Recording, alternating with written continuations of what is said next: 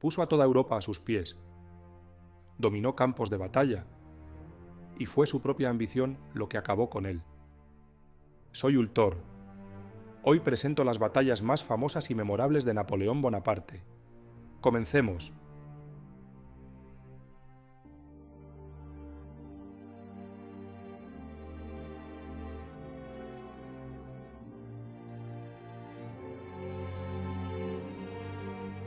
My enemies are many. My equals are none. Toulon. Toulon fue el primer fogonazo.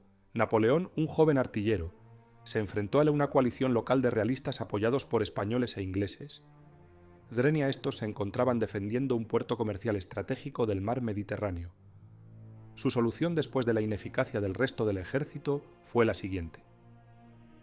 Identificó elevaciones del terreno y colocó baterías de artillería para dominar la ciudad y la bahía. Con ese movimiento puso en jaque al enemigo. Utilizó el fuego de la artillería como instrumento decisivo para forzar la retirada del enemigo. No fue una gran batalla, pero Napoleón dejaba entrever su gran capacidad militar, así como su ingenio. Como resultado de esta contienda, Napoleón, de 24 años de edad, es ascendido por sus méritos militares. Y llegamos a su primera gran campaña como general. Esta campaña motivó mucho a Napoleón, que hasta el momento no había tenido la oportunidad de destacarse como general. Era una campaña donde, si obtenía buenos resultados, podría llegar a darse a conocer ante toda Europa. A Napoleón le fue entregado un ejército francés de 40.000 hombres. Estaban mal equipados y desmoralizados, y con ellos se enfrentó en el norte de la península itálica a los austríacos y sus aliados italianos. Vamos a repasar las batallas más importantes de esta campaña. Comenzamos con la batalla de Lodi, año 1796. En Lodi, Napoleón combatió a las fuerzas austríacas en el puente del río Adda. Ordenó un asalto rápido y arriesgado sobre el puente. Un golpe corto, directo, para romper la resistencia enemigo y, sobre todo, proyectar una imagen de mando. Aplicó la táctica de un ataque concentrado en un punto clave para forzar la ruptura. Aparte, el propio Napoleón se expuso consiguiendo una explosión de moral que lo llevó a la victoria en el enfrentamiento. Proseguimos con la batalla de Arcole, año 1796. En Arcole, Napoleón buscó cerrar las comunicaciones y aislar a las fuerzas austríacas en Veneto.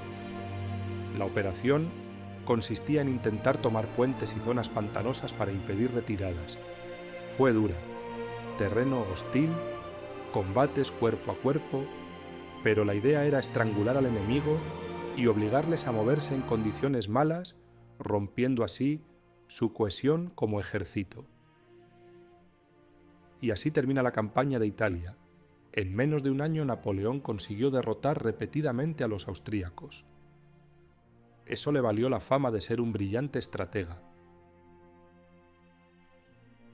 Ahora toca hablar sobre la campaña en Egipto entre los años 1798 y 1799. En un contexto donde Francia buscaba cortar las rutas comerciales entre Gran Bretaña y la India, enviaron al ya famoso Napoleón a Egipto, lugar donde se consagró uno de sus mayores ídolos, Alejandro Magno. En esta campaña se dio una de las batallas más memorables, conocida como la Batalla de las Pirámides, año 1798. Napoleón se enfrentó a los mamelucos, que destacaban por tener unas grandes y potentes unidades de caballería. Aparte, el ejército mameluco contaba con una superioridad numérica. Contra su potente caballería, Napoleón utilizó las famosas formaciones cerradas llamadas cuadros. La idea era negar la ventaja de la caballería y aplastar a los mamelucos con la fusilería y la artillería. Ganó la batalla y consiguió mantener territorio, pero, debido a la supremacía naval británica, la campaña fue un fracaso. Damos un pequeño salto temporal. Ahora Napoleón ya ha sido proclamado emperador. Para contrarrestar su poder y su influencia, Europa forma la tercera coalición, formada por Austria, Rusia y la incansable Gran Bretaña. Una vez dado el contexto, pasemos a lo que es conocido como la obra maestra de Napoleón. La batalla de Austerlitz tiene lugar en 1805 metros en la actual República Checa. Napoleón, enfrentándose a un ejército con un gran número de soldados, pensó que encontraría la victoria en la táctica más que en la fuerza bruta. Napoleón, fingiendo debilidad en el centro de su formación, tentó a sus enemigos a atacar ese punto. Mientras el enemigo se volcaba creyendo que tenían la ventaja, Napoleón ya había colocado a sus tropas en los flancos del ejército enemigo, donde infligieron una herida mortal al ejército de la coalición. Fue un engaño táctico ejecutado a la perfección y una concentración de fuerza en el momento oportuno.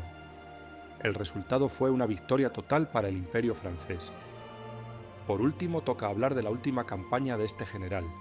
Si bien es cierto que en este video se han omitido ciertas partes trascendentales de la vida de Napoleón, la idea era explicar las batallas más importantes.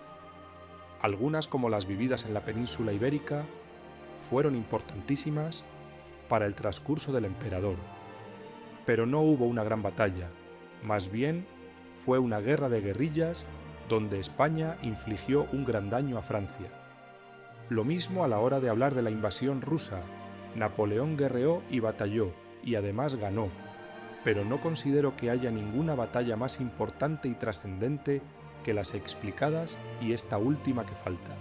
Como ya sabréis si no lo explico, Napoleón consiguió llegar hasta el corazón de Rusia, pero más bien se podría decir que Rusia dejó avanzar a Napoleón por su territorio mientras arrasaba sus propios campos para evitar conceder suministros al ejército francés. Cuando Napoleón se encontraba en Moscú, el gobernador de esta quemó la ciudad para repeler a los franceses, mientras Napoleón esperaba una rendición por parte de los rusos que nunca llegó. Debido a esto, tuvo que dejar atrás todo lo conquistado y volver a Francia perdiendo más de 500.000 de soldados. Dicho esto, toca rememorar su última batalla. La batalla de Waterloo, 1815.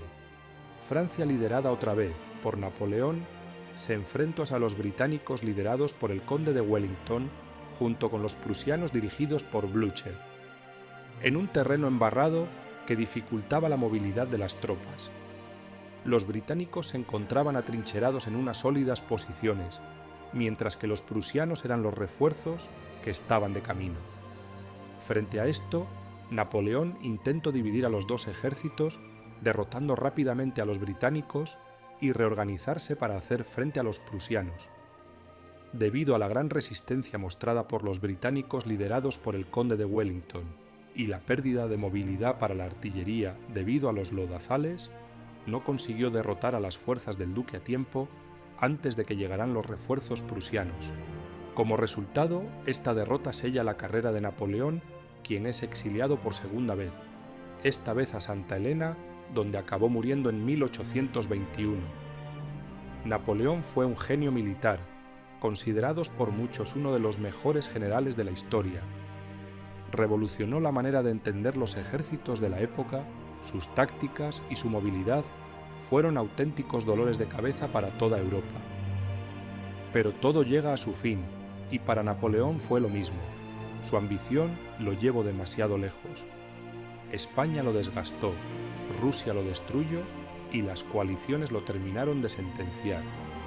Si te ha gustado este video, por favor dale like, ya que estos videos llevan mucho tiempo, y si te gustaría conocer las hazañas militares o la vida de otros grandes personajes de la historia, házmelo saber en los comentarios. Gracias por ver el video.